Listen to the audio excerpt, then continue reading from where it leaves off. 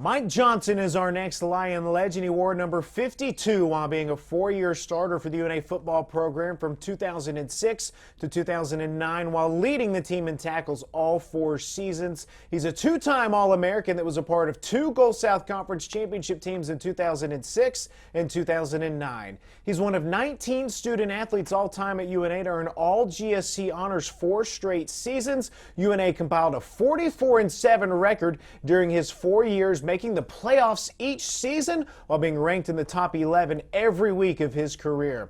The 2009 National Defensive Player of the Year, that is a member of 2 UNA Teams of the Decade and the Gulf South Conference Team of the Decade for 2000 to 2009. He will be a member of the 32nd class inducted in the UNA Athletic Hall of Fame on October 16th. Mike Johnson, thanks for being our next Lion legend. Thanks for having me, man. Thanks for inviting me. Mike, to take us back, you get the phone call from Jeff Hodges letting you know that you have been inducted. What was it like when you got the call? What was the feeling? Oh, man, honestly, man, my jaw hit the floor. I couldn't believe it. Just to be one of the representatives from my class, someone to represent the university, man, it's such an honor, and it's something I didn't see coming. We certainly can't wait to have you here in October. Real quick, I know you're down in Gulf Shores. You've been reunited with your former coach at North Alabama. Update UNA fans on sort of where life has taken you now. Oh, man, so the last few years, man, I've been working for General Electric in Atlanta. And, man, honestly, just to be totally honest, I was having one of those days where I was just missing football. I was missing ball. And I reached out to Coach Hud. And long story short, he offered me a job. The cool thing is I'm back down here with Coach Edenfield too, who recruited me, and it's just good to see them on a daily, work with them in a different capacity than just going out and trying to get wins as a player. It's a lot different as a coach because we get a lot more FaceTime now. We get to talk and game plan, and it's been great. The University of North Alabama, you had a great run here. We're going to talk about that, the Hall of Fame induction. What does this place, this school, this city mean to you? Man, so Florence is just, it's a place of its own. It really grew on me the longer and longer I got there. I found myself wanting to stay in the summers and get to know my teammates, take advantage of that heat out there, and take advantage of the small town atmosphere and really get together with the guys, man, and put our best foot forward for the season. All right, let's jump into your UNA story, and it has to start growing up. Football, when were you introduced to the sport? When did you fall in love with it? Fell in love with football at about, I would say 6 years old. I was living on Randolph Air Force Base in San Antonio, Texas. And man, it just it was something about the rubber ball, man. It was something about the pigskin I liked. I liked throwing it at that time. You couldn't tell me I wasn't a quarterback back then. Just being able to be on a team with other young kids and to have a common goal and go out and compete for it was awesome, man. And that's just kind of where it started. Yep. Take us back to Friday Night Lights, playing high school football. Bay High School, what was the Mike Johnson high school football experience like? Oh, man, so I played down in the Panhandle of Florida, and there's some really good football down there. Lots of speed, lots of crazy little league games, which is where it all started up through high school. And it was great for me, man, growing up down by the beach and also being able to take advantage of the warm weather throughout the year. Now, your recruitment to UNA, you mentioned the Panhandle. There was a lot of great players during that time that came up from that area. You think of Donald Tharpe, we'll talk about him in just a second. Marcus Lewis, DeMarcus Blunt as well. What was it like for you guys maybe competing against each other before you came up to UNA? So I actually did get to compete against their high school, Pine Forest. And one of my Thundercat buddies, one of the guys I graduated with, Dominique Pittman, we used to joke around a lot about playing against each other back in those days. And man, it was fun to actually get to come to school with guys I had just faced, you know, in high school. So there was a little bit of familiarity there, and it was a good thing for sure. Your recruitment story to UNA, where does it begin? How did you end up in Florence?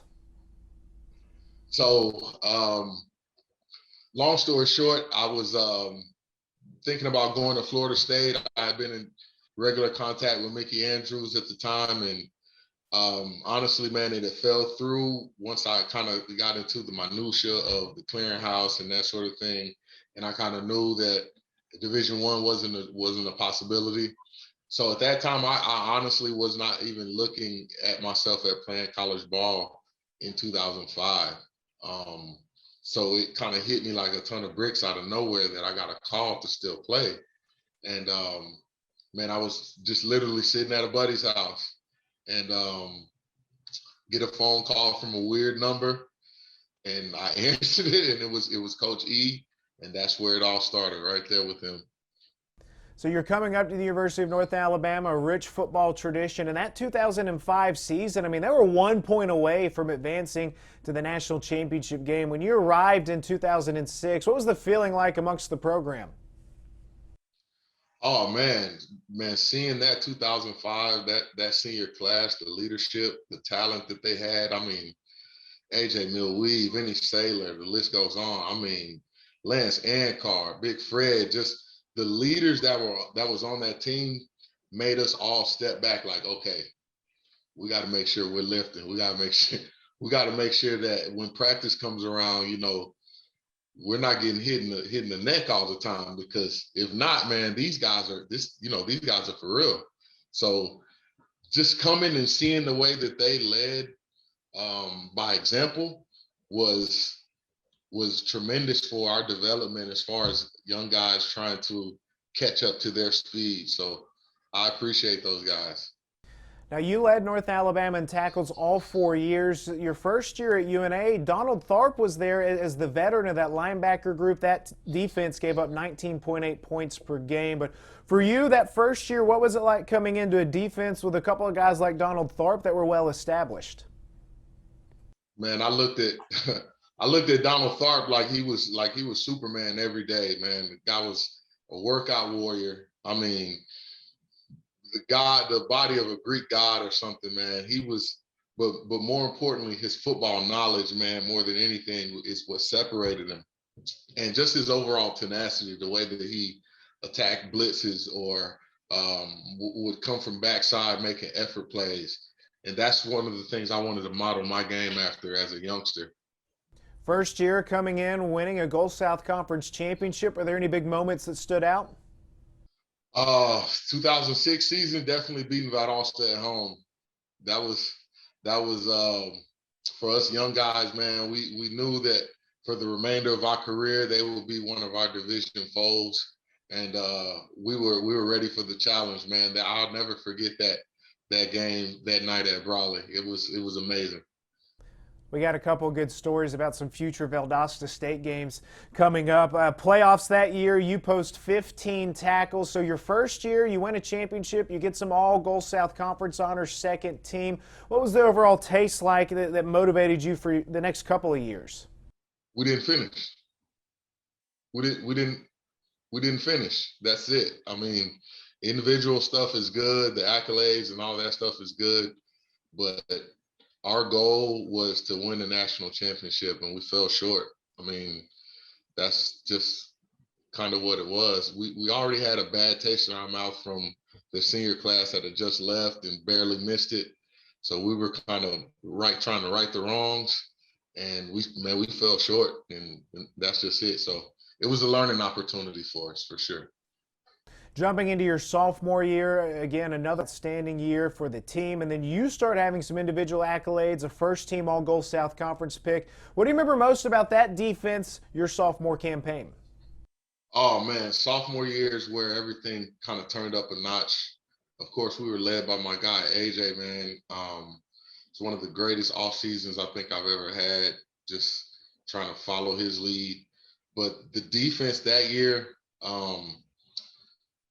I think scheme wise, the way that we played that year was a model for what was coming the rest of our time. Um, we really started to fit into the system. Our roles started to really be defined. And we had an overall team knowledge of how to play the game and where guys were going to be. And I think it kind of started to show our sophomore season. For you, the momentum carried over to your junior year, 2008. All-American honors. You were chosen to the UNA Team of the All-Decade as well. Again, getting some of those big honors, how did it feel to see that hard work start to be rewarded for you individually? Well, once I got a tag as an All-American, things really changed as far as the way people viewed me. Nothing about the way that I went about my business really changed. Um, but I knew that I would be one of the highlights on people's scouting reports. I knew that, double teams would be coming towards me. I knew that, for different facets and different reasons that I would have to be ready to play. I would have to practice well every day. And I just tried to lead by example um, when that time came. But I can't tell you that it was easy, man. There were teams that were gunning for me. You had some big moments as well. I believe it was the second game of the year, 19 tackles against Carson Newman, an offense that ran that triple option attack. But do you have any memories from that ball game against that rush attack and the 19 tackles? I do. And funny story about Carson Newman coming out of college. Once I figured out I wasn't going Division One, so Carson Newman and North Alabama were my only two visits. And I mean, honestly, I had no idea where Carson Newman was. I didn't know where Florence was. So I was still open to both opportunities because that's all that I had at the moment. But as far as that game goes, um, it definitely stood out to me because it was the team that I was just talking to the most. And Honestly, man, the way our defense was set up, it was kind of easy for me to make plays. The guys were doing a great job of keeping me free so I could just run sideline to sideline and just hit what I saw, basically. So your first 2 years, Delta State and Valdosta State, they were sort of the two teams you ran into, ended those years in the playoffs. So that year, you guys got them back against Delta State. You had a big pick six. Valdosta State, another big ball game. But the pick six, how good was it to get some revenge? Oh, man, anytime I can beat Delta State, man, I love to do it. I love to play them today if I could, man. But seriously, those guys always fought us hard. They always played us hard. But as far as the individual interception, it was just something that um, I didn't really see coming. I couldn't believe he threw the ball that low, and I kind of just tipped it to myself. If you notice on film, I was really hurt. I had two knee braces on. I was really beat up bad, and that was probably the farthest I had ran in quite some time, man. I was really beat up bad, but hey, when you catch that ball, man, it's time to go, right? I want to say on the topic of that defense was unbelievable. You guys forced 44 turnovers, 32 interceptions, 12 fumble recoveries. Let's talk about what made that group so great. Man, honestly, just another year of the same guys being in the system. There wasn't a lot of movement that we had on defense. Maybe a guy here or there, but for the most part, the nucleus of our defense stayed around.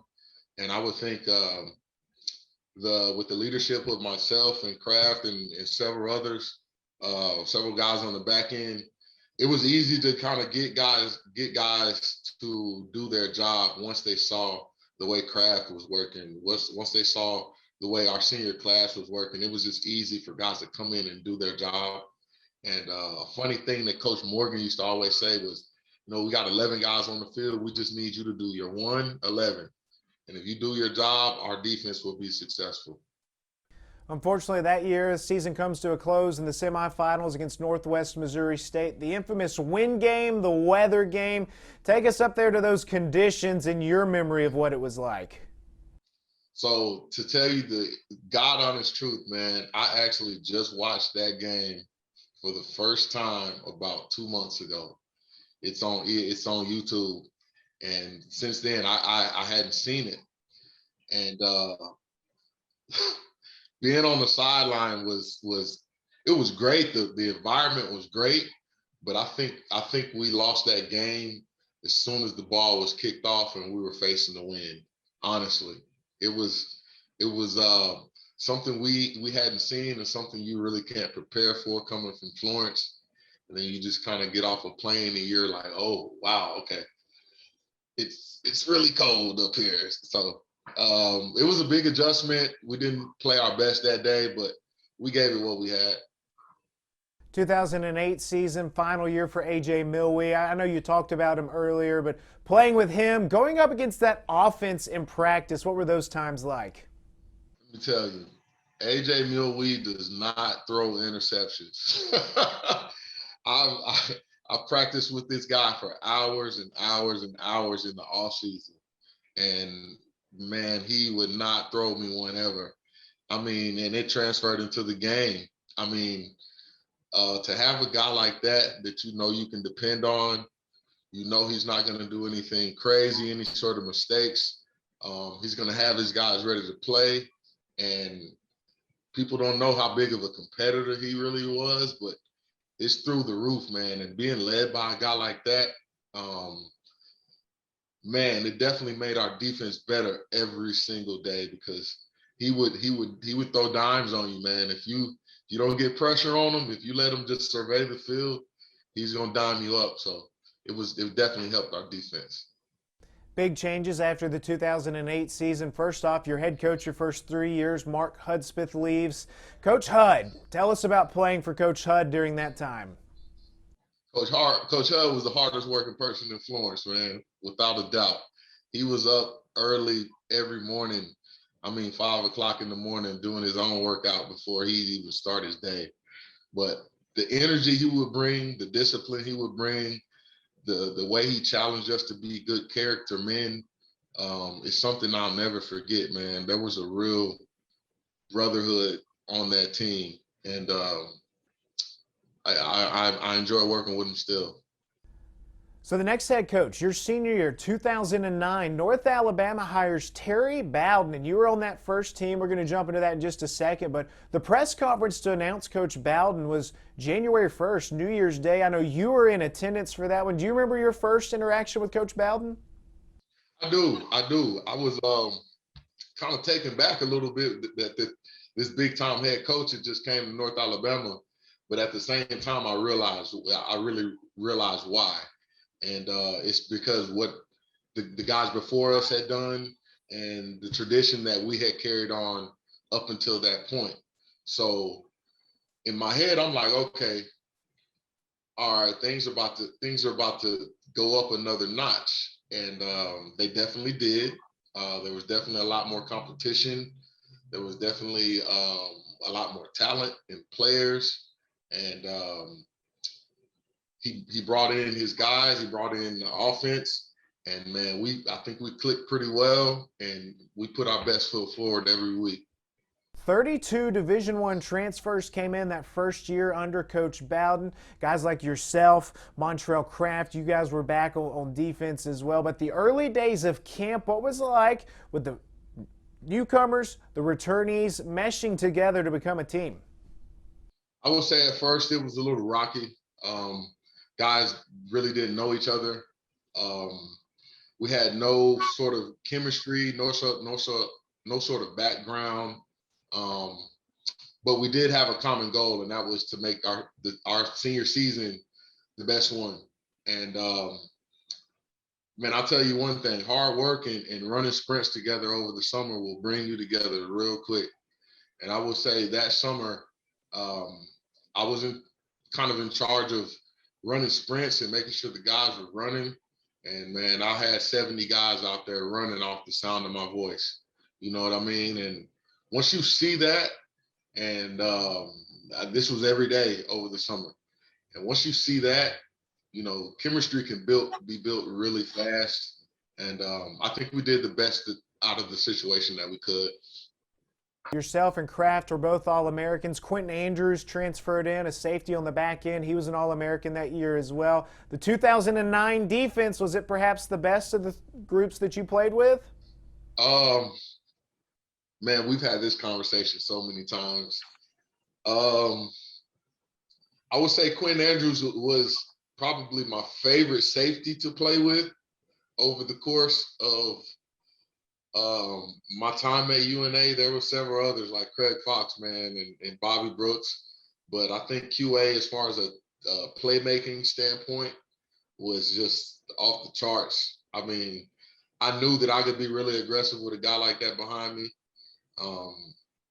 But the only thing is, he took a lot of chances too, and we meshed really well together. But that defense, ooh, I would have to say our '08 defense was probably a little bit better, a little bit. Now, your senior year was a huge outing for you. 113 total tackles, National Defensive Player of the Year. You got All-American once again, All-Gold South Conference again, but National Defensive Player of the Year, how big of an honor was that? Ooh, man, that one made me sit back for a second, like, wow, me, okay. I was humble about it. I tried to remain humble about it, but that one really made me like smile a little bit and really think back over the season and what I'd done, and just make me reflect a little bit. And I appreciated it, man. It's like someone was actually watching. All right, I want to circle back to Valdosta State. You mentioned how much you enjoyed playing against Valdosta State. Your last regular season game against the Blazers. I got a story. I want to get your recollection of it. But opening kickoff, Preston Parker fumbles it. Valdosta State gets it. Looks like they have great field position. Big momentum for them. Jeff Hodges is down on the sideline, and he tells the story that after that happened, you came running by him, just kind of yelling, "Hey, don't worry, Mr. Hodges. They're not going anywhere but back." And sure enough, 3 plays, 3 tackles for loss, followed by a punt. Your recollection of that moment? I do not remember saying that to Jeff. Number one. Number two, if I did, I was dead serious. Um, I can remember before the game, those guys was over there chirping a little bit, and we we didn't like that because the last time we were in Valdosta, we had lost to them, and they had turned the hot water off on us in the showers. So we kind of remembered that the senior class that was there in '07, we remembered that a little bit. So we took it personal, and then we see these guys out there doing Samoan chants and stuff before the game. No, bro, no, no. So they end up running across the field and started chirping a little bit, and that kind of got us going. And once the momentum started rolling, it was over. A big blowout. You cap your senior year off with another Gold South Conference championship. So you come to UNA and you win one. How was it to finish off with another GSC ring? It was good to finish off with one, but it wasn't the one that we wanted for sure. Um, I didn't really appreciate it until after I left school, to be honest with you. Um, it kind of was like putting a cap on my career there, and kind of going out with a bang. Um, because it honestly, if it hadn't been for that, I would feel like we wasted, our time a little bit senior year. All right, so North Alabama's been known for the Purple Swarm defense. You think of Ronald McKinnon, Israel Rabin, Reginald Ruffin. Your 4 years, what were you guys trying to create on the defensive side of the football? We were trying to emulate the Purple Swarm. I mean, we literally would break down at practice, man. We would do pursuit drills, and either myself or someone else, we would literally break down 1, 2, 3 Purple Swarm, because we wanted to emulate that nasty defense as much as we could. And I would say after probably '07 season, we started to kind of understand what it meant to swarm the football and have, make sure every guy that touches the ball is getting tackled by 5 or 6 guys. I mean, after a while, you're just like, man, what? You don't want to run the ball as hard when you're getting hit by 6 guys every single time. So we wanted to embody that. And I think by 2009, we did. You came in as a freshman, same year as Montrell Craft, and I know you played with a lot of All-Americans during your time at UNA, but you two were two of the more decorated players during that run. The two of you, what was it like going through that together, pushing one another on that side of the football? Man, all that started when they let us meet each other on our official visit. Once we met, him and his brother, Marcel, the twins from Memphis, once we met, we stayed in touch almost every day. I mean, like, man, hey, you better not be trying to sign anywhere else. And actually, man, Kraft kept my jersey clean a lot more than people know, because if you don't double team him, he's gonna rip you apart, man. So it all started up front with him, and if you miss him, that's just gonna make my job easy. So, and it just flowed back. It flowed back all the way back to the safeties with that. The way our defense was set up. But playing with a guy like that, man, I literally would just hit him on the helmet a couple times before the game. I really wouldn't have to say much to him, because he probably was talking more than I was. So he'd always be ready to go, man. He was great to play with, man. I wish I could have played with him a little bit more in the NFL. But do you know that we played in the CFL together? No, please tell us about that. So I actually, when I went to the Chiefs, and I got cut. And I was staying in contact with Dominique Pittman and Montrell Craft, and they were both with the BC Lions, which is 2 hours north of Seattle, where I ultimately ended up. But they were telling the coach all about me. I just got cut by the NFL, and long story short, man, I got an opportunity to go up there and play with them for about, I would say, about 8 games, man. We got to like really live. And it was funny because the veterans on the team would laugh at us because we all had an apartment together still. Like, we were in college, we were living like, like in the dorm together. But it was awesome just to see those guys on the other side and be able to play professionally with them too. So it was awesome. I want to talk about some of the great teammates you played with, Pittman, Kraft, Tim Hunt, the defensive lines that were playing in front of you. Talk about how great they were. Oh, man, Tim Hunt is another one. That's one I could never forget. One of the most athletic defensive ends that we had. Another name is Ryan Brick. He's another one.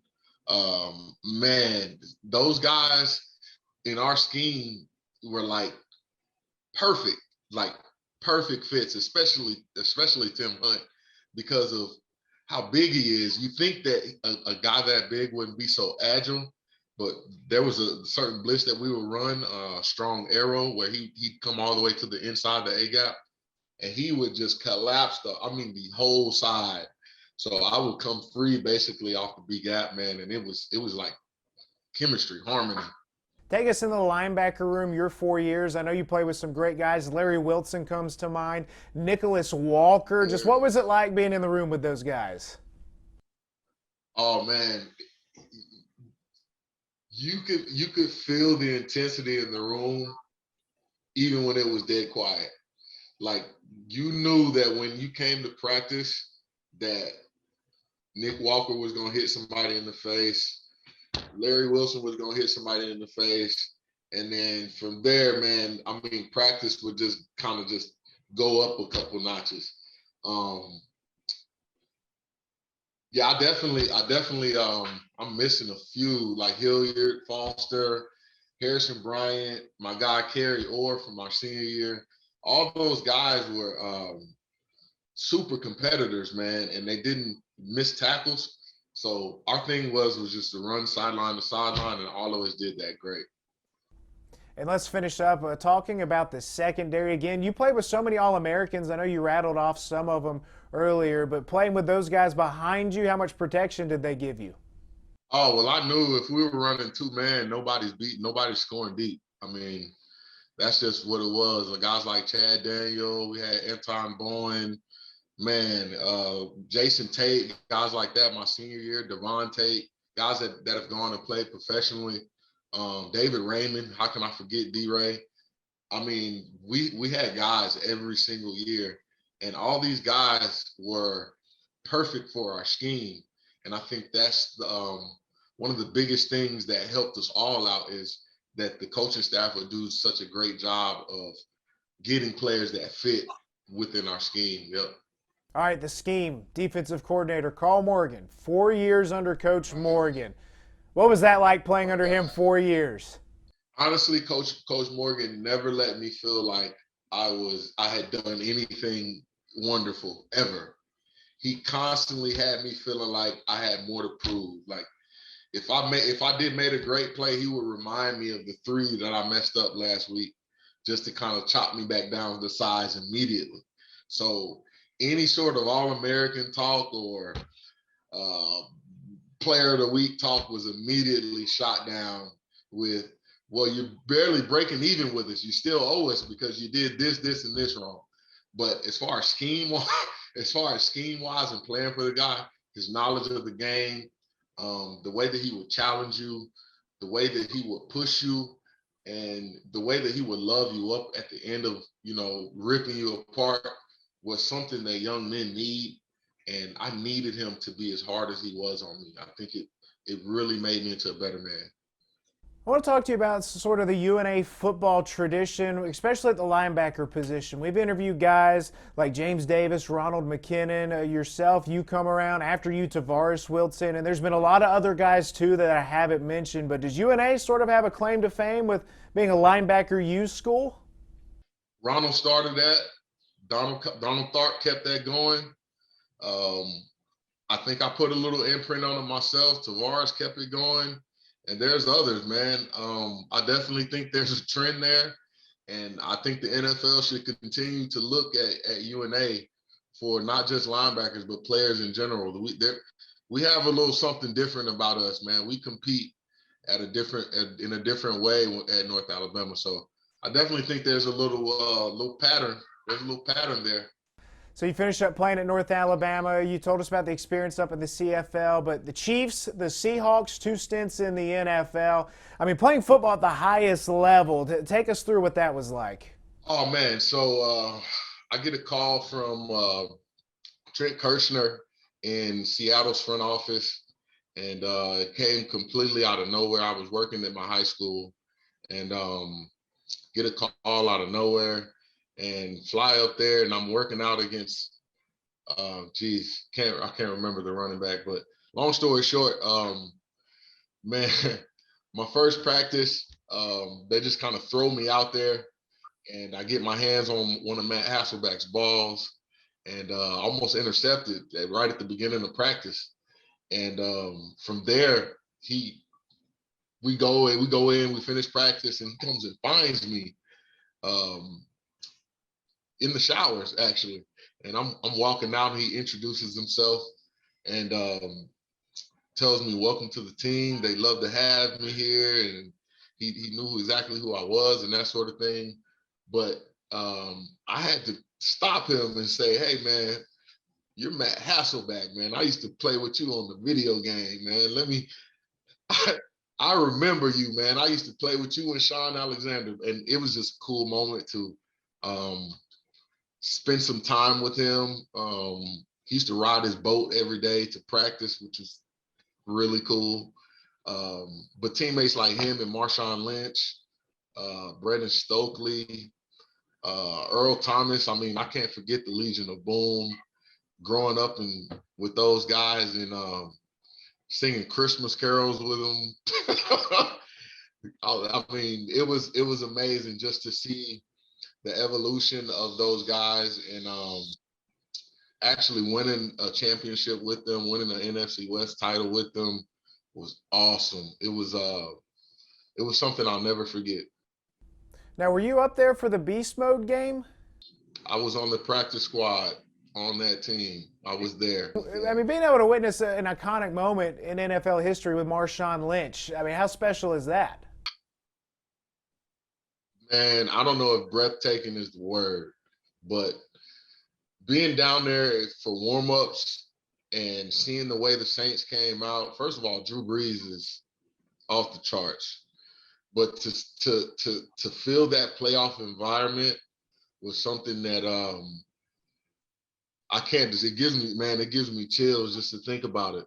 But Marshawn was that guy every single day.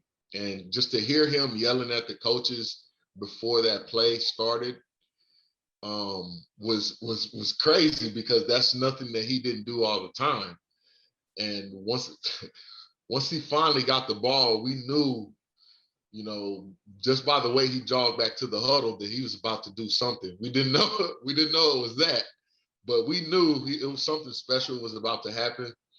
And I must say, that whole week, the tone of that week was set by Coach Carroll. He knew that the Saints didn't want to come all the way to Seattle to play us out in the cold and the rainy, wet weather. And it was a perfect storm. They were really hurt at the time, and we took advantage of it, man. It was like our Super Bowl. That's great. Time with the Seahawks and Chiefs. Anything else from your pro career that stands out? Nothing too crazy. Maybe just some flights here and there, and meeting certain players, like being in the locker room. Another guy that I didn't mention, Lawyer Malloy. He actually caught me trying to take pictures of my locker when I first got to Seattle. And this is a 17-year vet at this time, man. And he comes over to my locker and introduces himself like I didn't know who he was. And he's like, "Turn around, rookie, get in your locker so I can, you can send this picture to your family." And that was one of the most welcoming things that probably happened, man. It was a great experience, man. I don't get to talk about it much, but it's good to talk with you about it. Man, that's great to hear, man. Wrapping up your time at North Alabama now, through your pro career, now back coaching with Coach Hud, Coach Edenfield down at Gulf Shores High School. How do you like being on the other side as a coach now? Oh, man, it's a challenge. The biggest thing so far has been patience, just learning to repeat myself over and over and over. But no, in all seriousness, I think I found a new love. I found a new passion with seeing the lights in young men's brains go off, knowing that I have the power to impact their lives at such a young age.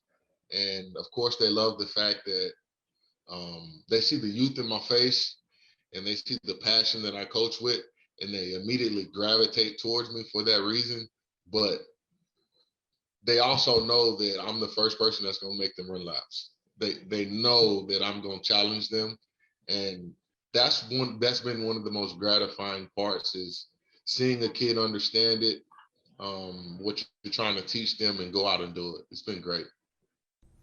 Mike, October 16th, your Hall of Fame induction. I know you're super excited, but just one last parting shot for you. The University of North Alabama. How can you wrap up what your time here means to you today? Not something that I could replace with 1,000 gold medals or a championship or any of those things. Florence turned me and made me into a man. It taught me what hard work is. A very family-oriented environment. I knew that wherever I went in life, I had to take on the mindset that I had the entire time there, which was to outwork everybody. And that's something that I still write down in my notes. That's one of the first things I read in the morning when I wake up. And it hasn't left me, man. Florence is still in me. UNA is still in me. And I hope I'm a good representation of our class, the Thundercats. The Thundercats. Mike Johnson, Lion legend, thanks for reminiscing with us. All right, thanks, man. God bless.